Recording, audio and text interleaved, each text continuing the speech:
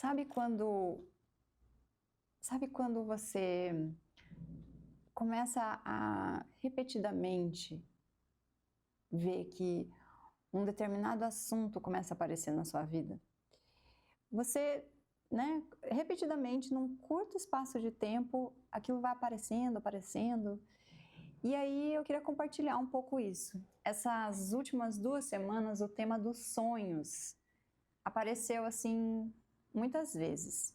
Primeiro eu fui assistir um filme na Netflix, na Prime. Fui assistir um filme no Prime com a minha filha e a gente, na verdade, estava escolhendo um filme e eu vi um filme que faz muito tempo que eu tinha visto e eu lembrava que era bem maluco, assim, que tinha umas cenas que, sei lá, que o chão parecia, né, que estava acima da cabeça, assim, ele, né, virava a rua do avesso, que tinha umas cenas meio espelhadas, mas eu não me lembrava muito bem o conteúdo daquele filme. E a gente foi assistir A Origem, com o Leonardo DiCaprio e tal, e é o tema dos sonhos. Depois apareceu um documentário no cinema, e eu fiquei com bastante vontade de ver, que se chamava Criaturas da Mente. Eu tenho lido bastante sobre, né, essa coisa da reprogramação mental e, enfim, falei, poxa, legal, né? Acho que eu vou ver esse filme aí. Aí também era questão dos sonhos. E aí, mais recentemente ainda, estava conversando com um amigo e eu quis ler para ele um trecho de um livro que eu lembrava que falava ali, tinha uma introdução do livro que falava da nossa relação com as estrelas, né? E que eu acho muito bonito. Em algum momento eu posso trazer aqui também essa reflexão, que é uma reflexão, assim, eu acho muito louco, né? Porque a gente, eu não sei, eu tenho a impressão que nós, assim, seres urbanizados, olhamos muito pouco para o céu. E embora muitos de nós sejamos cristãos ou até católicos, né, e reze, por exemplo, o Pai Nosso que estais no céu, e a gente não olha para o céu, né? Então eu fui ler essa introdução desse livro para ele por causa disso, das estrelas, e depois disso eu fiquei com vontade de reler esse livro. E fui reler o livro e estava lá a questão do sonho de novo, né? O nome desse livro é Os 4 Compromissos. É o livro da filosofia tolteca, um guia prático para a liberdade pessoal. E aí foi muito interessante como todos esses conteúdos de filme, de livro, eles parecem que foram assim ganhando uma amarração, sabe? Um sentido, e como que os sonhos têm uma importância tão grande e às vezes a gente não tá nem aí, né? Claro, a gente lembra do sonho e às vezes a gente acorda e fala, nossa, que sonho mais maluco e tal, mas depois isso tudo meio que vai perdendo a importância. Então eu achei que valia a pena trazer um pouquinho de cada um desses conteúdos, porque realmente eu achei que estava tudo ali muito, muito junto, assim, sabe? Foi trazendo informações muito preciosas. Parece que o universo estava dizendo assim, ô Dani, olha só, olha aqui para isso, olha que legal isso daqui, né? Então, no filme A Origem, a ideia basicamente ali do filme é assim, existe um grupo ali de pessoas e eles desenvolveram uma tecnologia de entrar no sonho de outras pessoas. Bom, com aquele conhecimento, eles podem plantar uma ideia dentro da cabeça da pessoa, dentro do seu inconsciente. Mas em determinado momento, ali eles vão mostrando que um dos personagens, chegou inclusive a se perder nesse contexto, porque aquele personagem já não sabia o que era verdade, o que era sonho e o que era estar acordado, né? Então, basicamente, essa é a ideia. E ali, no filme, eles vão trabalhando a ideia de um sonho dentro de um sonho também, né? E quanto mais você adentra o sonho dentro do sonho, né? São mais camadas, digamos assim, mais fases, mais profundamente você vai ali no inconsciente. Ok. Depois eu fui assistir, então, esse outro filme que é esse documentário que se chama Criaturas da Mente. Nesse documentário, eles trazem também a questão do sonho, né? E como que hoje em dia os sonhos, eles já são um objeto de conhecimento, de pesquisa científica, né, porque antes isso não era tido como algo, né, que pudesse ser quantificável, que pudesse ter um método para entender os sonhos, que pudesse ser validado cientificamente. Então eles trazem essa ideia dos sonhos e vão trabalhando durante o documentário essa ideia de que existem diversos eus, diversas personalidades dentro da nossa mente e que a gente acessa isso tudo por meio dos sonhos. E aí eles vão trazendo também o significado cultural, né, dos sonhos dentro da nossa cultura, então essa coisa que a gente não valoriza muito, mas que algumas tradições valorizam muito mais o sonho, né, como por exemplo as religiões de matrizes africanas, né, a Umbanda, o Candomblé. Vocês estão ouvindo aqui uns barulhinhos, é o meu gato pulando, bem doido, aqui deve estar atrás de algum bichinho. Então, as religiões de matrizes africanas, né, como que o sonho é importante, então a pessoa ela sonha, então depois ela procura ali os seus guias, né, dentro do terreiro, para contar, para falar desse sonho, para tentar entender o significado, qual é a mensagem que aquele sonho está vindo trazer para aquela pessoa. E também eles falam da questão dos indígenas, né? Então, quanto que é importante, né, o sonho dentro de uma tribo, de uma comunidade indígena, e eles trazem ali a figura do Ailton Krenak. E aí depois, então, de ter assistido esses 2 filmes, né, eu estava conversando com um amigo e peguei, na verdade, esse livro aqui para ler um trecho que fala sobre as estrelas. Mas depois eu falei, cara, esse livro é tão legal, acho que eu vou reler, né? E aí, quando eu comecei a reler, o primeiro capítulo do livro se chama... Calma aí. Tem a introdução, que é maravilhosa, que é essa que eu falei das estrelas. Mas aí tem o capítulo 1, que é Domesticação e o Sonho do Planeta. E aí ele começa dizendo que a vida é um sonho. Então vejam, uma abordagem já bem diferente, né? Mas essa ideia também a gente encontra na filosofia e nas tradições espirituais orientais também, né? E para a gente ver, né, também como algumas tradições espirituais, né, como alguns ensinamentos, eles vão se encontrando, né? Eles são ditos numa parte do planeta, mas o mesmo conhecimento ele é dito em outra parte, né? Então aqui os toltecas, né, que estavam situados lá no México, né? Eles vão dizer basicamente a mesma coisa. E aí, só que aqui a gente consegue aprofundar bem esse tema, assim, esse capítulo realmente dá assim para ler muitas e muitas vezes. Então ele diz assim: o que você está vendo e ouvindo neste momento não passa de um sonho. Você está sonhando agora, sonhando com o cérebro acordado. Sonhar é a principal função da mente, e os sonhos da mente duram 24 horas por dia. Sonhamos quando o cérebro está acordado e também quando ele dorme. A diferença é que quando o cérebro está desperto, existe uma moldura material que nos faz perceber as coisas de forma linear. Quando vamos dormir, não temos mais essa moldura, e o sonho tende a mudar constantemente. Os que existiram antes de nós criaram esse grande sonho externo, que denominamos sonho da sociedade ou sonho do planeta. Um sonho coletivo de bilhões de pessoas menores. Juntos, eles formam o sonho da família, da comunidade, de uma cidade, de um país e, finalmente, o sonho de toda a humanidade. Então, a gente, né, pode se perguntar, mas se eu estou sonhando, né, esse sonho é meu. Mas o que ele está dizendo é que existe um sonho coletivo, como se fosse um mosaico que junta todos esses sonhos, e o nosso sonho pessoal. E aí ele diz que a grande dificuldade que a gente tem é de sonhar o nosso próprio sonho. Porque quando nós chegamos a esse planeta, ainda quando crianças, nós começamos a ser domesticados para acreditar nesse sonho coletivo que está aí, né? E que mais para frente ali no capítulo ele vai falar, né? Esse sonho que muitas vezes é baseado no medo, né?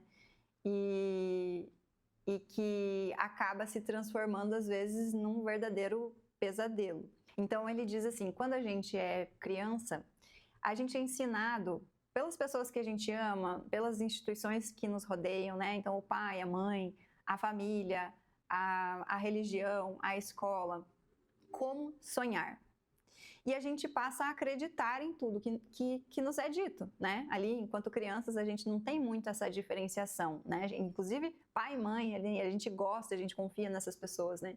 E ele vai dizendo que tudo que a gente acredita e tudo que a gente guarda, que a gente memoriza, que a gente guarda como informação, isso acontece porque a gente concorda.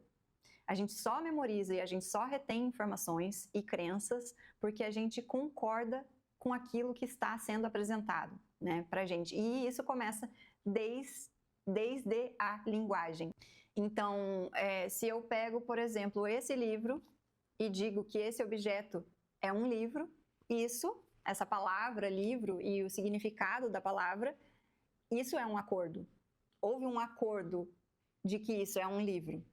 E é por isso que a gente guarda essa informação como que esse objeto, né, foi convencionado a ser entendido que isso aqui é um livro. Então ele diz que tudo é um acordo. E tudo que a gente consolida como crença é um consentimento. E que a gente aprende de uma forma básica, acho que, né, todos nós reconhecemos isso, por repetição, recompensa e punição. Repetição, recompensa e punição. E aí ele diz, essa forma é a mesma forma como a gente educa um cachorro. Essa forma é a forma como a gente domestica outros animais, né? E aí ele vai trabalhando um pouco mais isso e vai falando, né, da aceitação e da rejeição. Então, como a gente quer essa recompensa, por exemplo, da atenção dos nossos pais, então a gente vai internalizando as regras, as crenças, né, e tudo mais, e vai procurando cada vez mais esse lugar da aceitação. Ele vai falar também que quando a gente é criança, a gente vai trabalhando a partir ali das regras que vêm de fora, né? Do pai, da mãe, da escola, da instituição religiosa, enfim. Mas quando a gente é adulto, a gente internaliza isso e a gente passa então a ter nosso próprio juiz interno. E aí fiquei pensando, né, nessa relação com essas criaturas da mente, né? Esse juiz interno, então, que vai dizer as regras já estão internalizadas, esse juiz vai julgar o mundo externo, mas ele vai julgar você mesmo, né? E a vítima. A vítima, eu acho que quando ele fala aqui, tem a ver um pouco como a gente se sente com esse julgamento que a gente faz dos outros e de nós mesmos, né? Então ele diz assim, o juiz vai dizer que você não é bom o suficiente, por exemplo. Eu não sou boa o suficiente nisso ou naquilo, né? Seja lá qual seja a situação. E aí a vítima vai pensar ou vai sentir, poxa, coitado de mim, eu não sou boa o suficiente, eu não consigo, né? E aí eu não consigo, então eu não vou nem tentar. E aí eu vou continuar sentindo pena de mim mesma. E o juiz vai continuar julgando essa pessoa que não é boa o suficiente para isso ou para aquilo, ou para viver o seu próprio sonho, né? A sua própria verdade, como se diz por aí, né? Encontre a sua própria verdade, viva a sua própria verdade. Ô, desafio! Então é isso. E aí ele fala assim que esse juiz, ele vive atuando, né? E que às vezes a gente comete um erro, mas diferentemente de outros animais, né? Que quando um animal erra, ele paga ali pelo seu erro, né? Mas ele faz isso uma vez só. E aí ele diz que os seres humanos, eles são diferentes porque eles pagam milhões de vezes pelo mesmo erro, né? Fica aquele juiz ali dentro, remoendo, né? Aquela história que vai e volta, e a gente não sai daquilo. E aí ele diz, aí a gente transforma a vida esse sonho, num verdadeiro inferno. Então ele diz, o céu e o inferno não estão para além dessa vida, estão aqui mesmo. Então eu vou pegar aqui um trecho que eu acho que é legal. Então ele diz, no sonho do planeta é normal que os seres humanos sofram, vivam com medo e criem dramas emocionais. O sonho exterior não é agradável, é um sonho violento, de medo, de guerra, de injustiça.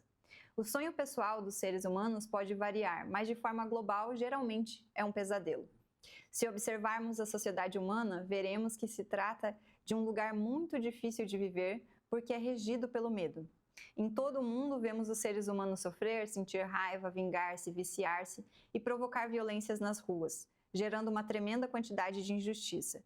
É possível que ele exista em níveis diferentes nos vários lugares da Terra, mas o medo controla nosso sonho exterior.